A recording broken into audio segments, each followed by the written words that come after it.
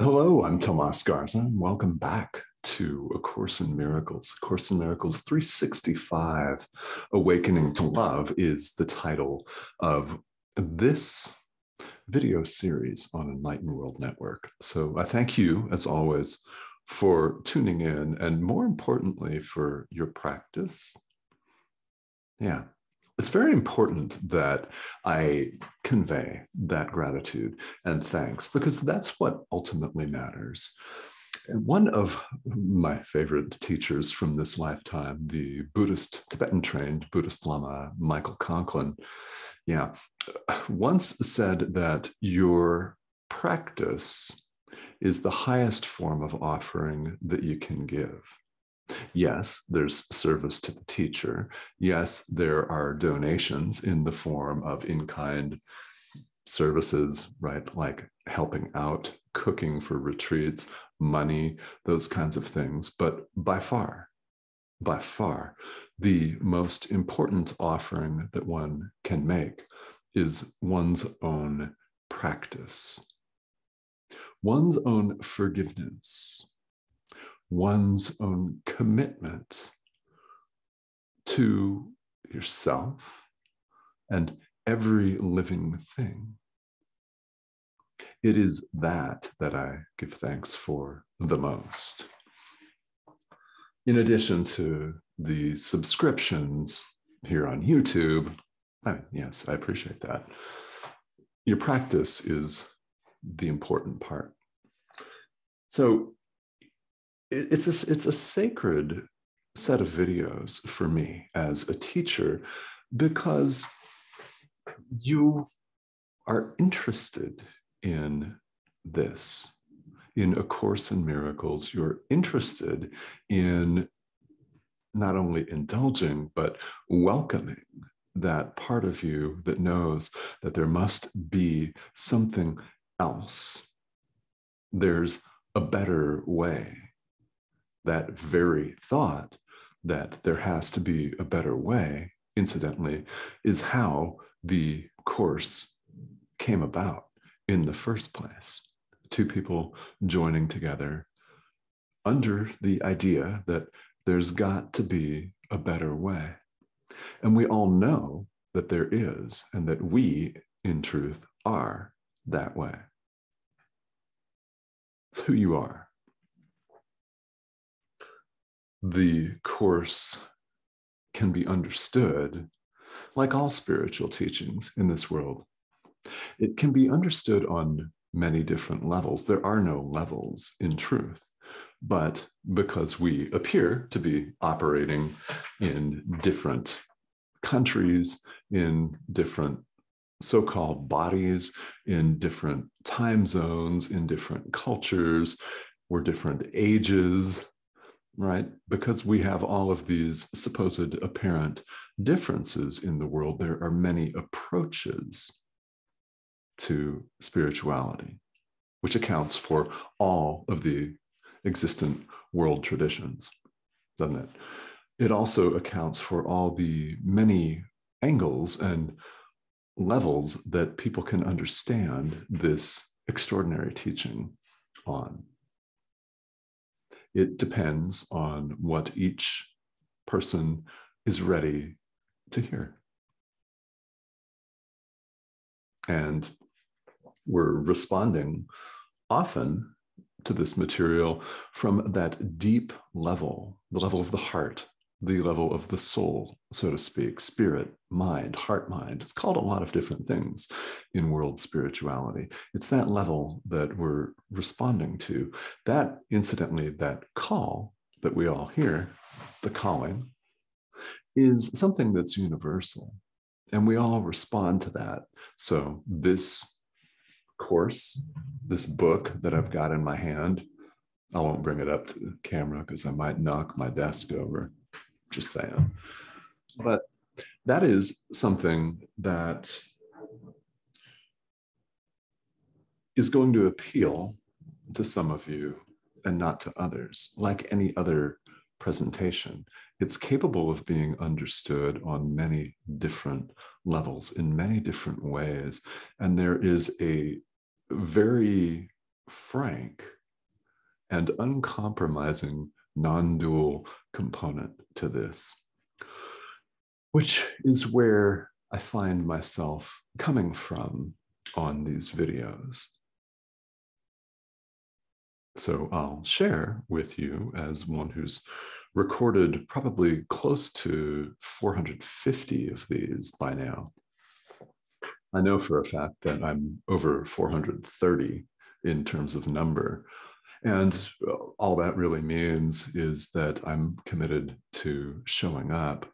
And I'm also committed to being a conduit for Jesus, for the Holy Spirit, for source energy, if you will, for my inner teacher to speak through me. That's what's going on. I don't plan these. I've got a structure for this video being the idea for the day in the workbook for students, which we're still going through, and we'll talk about lesson 330 in just a few moments. I've got that structure, but apart from that, I don't know what I'm going to say. And this message of simplicity is one that Jesus needs you to hear. He needs you, we need you to hear this message that things are not as complicated as we make them.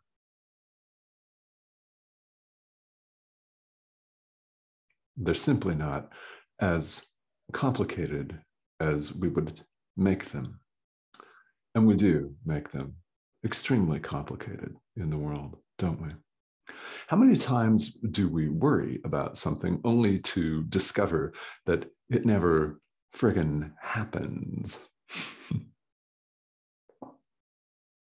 Or how often do we dwell on something that happened yesterday where we woulda, coulda, shoulda done something different or said something different in a different situation to somebody? When we've beaten ourselves up enough over it, we realize, God, there's really nothing I can do about that right now. It was yesterday.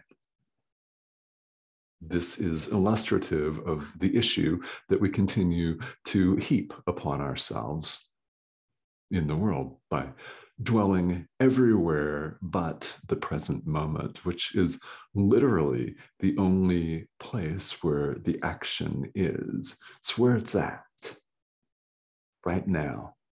Now, not yesterday, not 5 minutes ago, and not 5 minutes from now. In the present moment, we have the opportunity, the precious opportunity to awaken. We have a choice in the present moment. This is a very important message. It is a message that's common to all spirituality. You have a choice in the present moment. So in that vein, let's delve into lesson 330, which is, it's really quite remarkable, isn't it? That we're at lesson 330 and we're almost at the end of the workbook. Now, of course, preview, you know, that's just the beginning.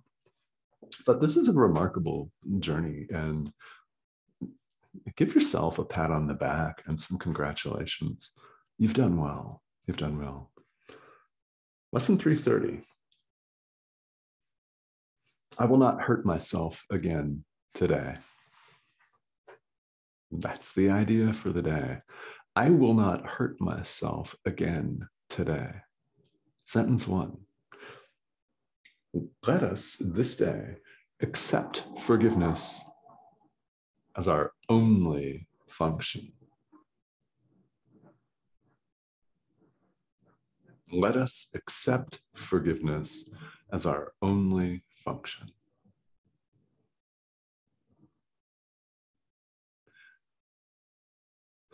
We've spent a lot of time on this here in the workbook. The text spends a lot of time on that. This idea of forgiveness is central to A Course in Miracles. And well, let's spend a little bit more time on it again, because why not? We're here, yeah? Or so it appears. Jesus goes on then to pose a question: why should we attack our minds? Really, why should we hurt ourselves and attack our minds with thoughts of separation and warfare, competition, greed, political violence, a culture war? Why? When we have the choice in the present moment to forgive, to give our mind images of love instead of images of pain. We provide these images to our mind through loving thoughts, through choosing love in the present moment. In other words, through our forgiveness.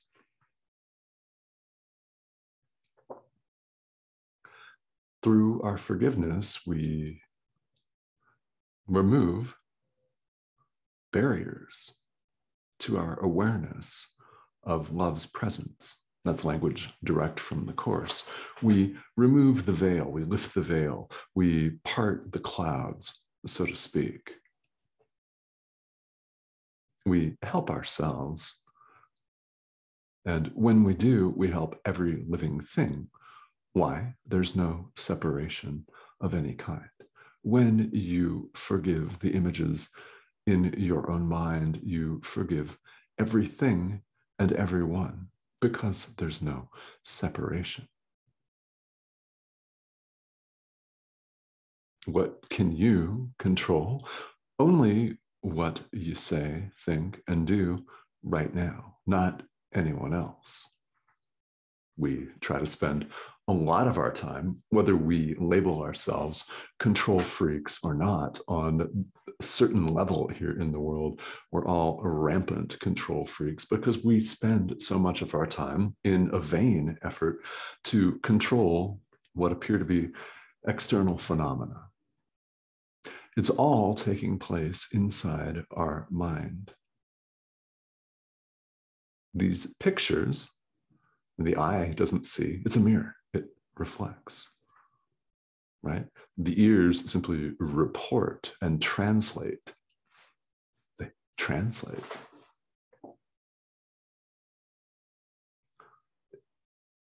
The message here is that the senses that we come to identify with, these physical senses of the body, are quite a bit removed from reality. What they appear to report is an image. We forgive the images. This is the practice, is forgiving other people, forgiving yourself. Don't leave that out. Forgiving the world, forgiving the images that pop up in front of you, that you see, feel, touch, taste, hear, all of them. They're literal opportunities for awakening. How do you determine whether they're used for awakening or not is up to you in the present moment. Do you forgive them? Do you choose to see everything lovingly? Give your mind images of love and union rather than images of pain and lack and fear, separation. More than anything else, today's idea is a very strong declaration that I invite you to make. I will not hurt myself again today. And when you discover that you have hurt yourself, forgive yourself, forgive someone else. If you pick up your phone as soon as you put this down and you see a bunch of political posts on your social media feed, forgive everyone involved.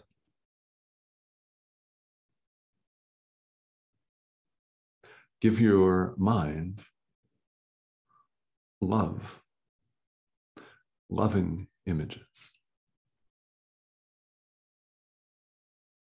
The Course makes very clear in a number of places that forgiveness is, in fact, an illusion. In truth, there's nothing to forgive. You're one with God. Yeah, one with. However, here in the world, it's highly useful. Why? It's the only illusion that leads to the truth. The others keep us trapped on the wheel, in samsara, on the hamster wheel of sickness, insanity. So we're on a healing journey here. The largest and most important and valuable component of this is your present moment decision to accept healing for yourself. The Course puts it in a couple of different ways. One is accepting atonement, which is healing for yourself. I invite you to do that. I do. I invite you to do that and to do it sincerely.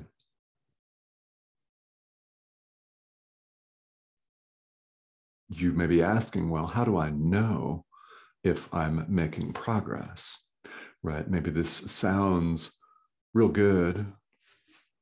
Okay. Does it sound too good to be true? Well, it's not. It's not, actually. Because what we're talking about, I'll come back to what I said a few minutes ago, is simplicity. It's very simple. There is only love. God is, period. That means nothing else is. So in forgiving, this is a very important point because this lesson is all about forgiveness.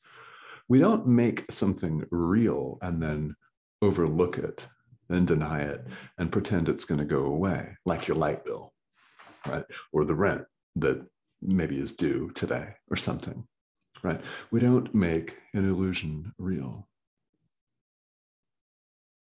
We forgive it, which is bringing it to the truth.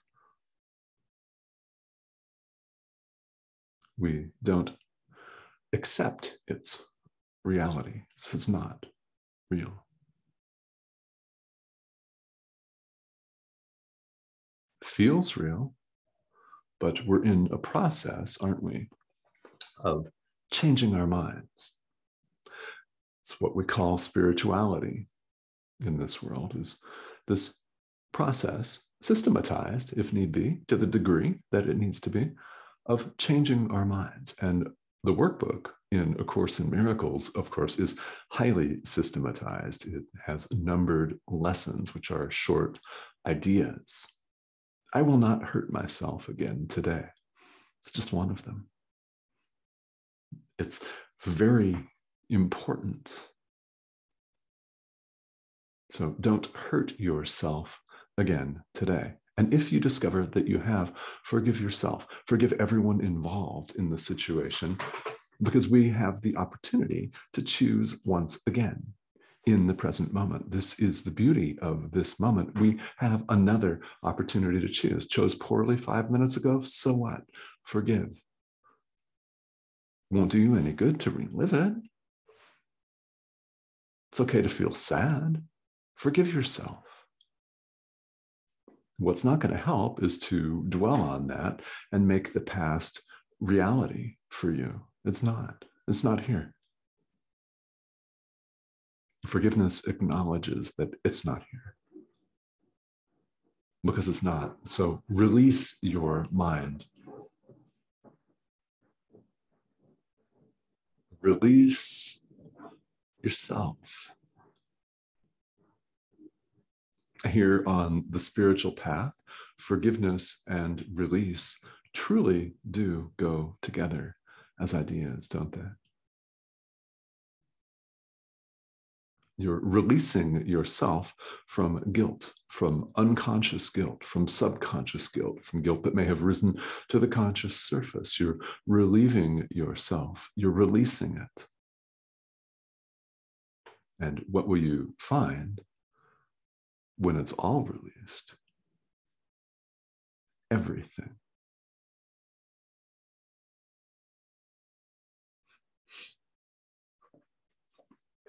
All right. Thank you for tuning in again and for all your subscriptions. But again, as always, for your dedication to practice. That's what matters. So keep forgiving, keep extending love. And I will see you again in the next video. We're going to look at a really, really interesting question. What is the ego? And we're going to deal with and dissect that one. We'll give you a hint though. What is it? Nothing.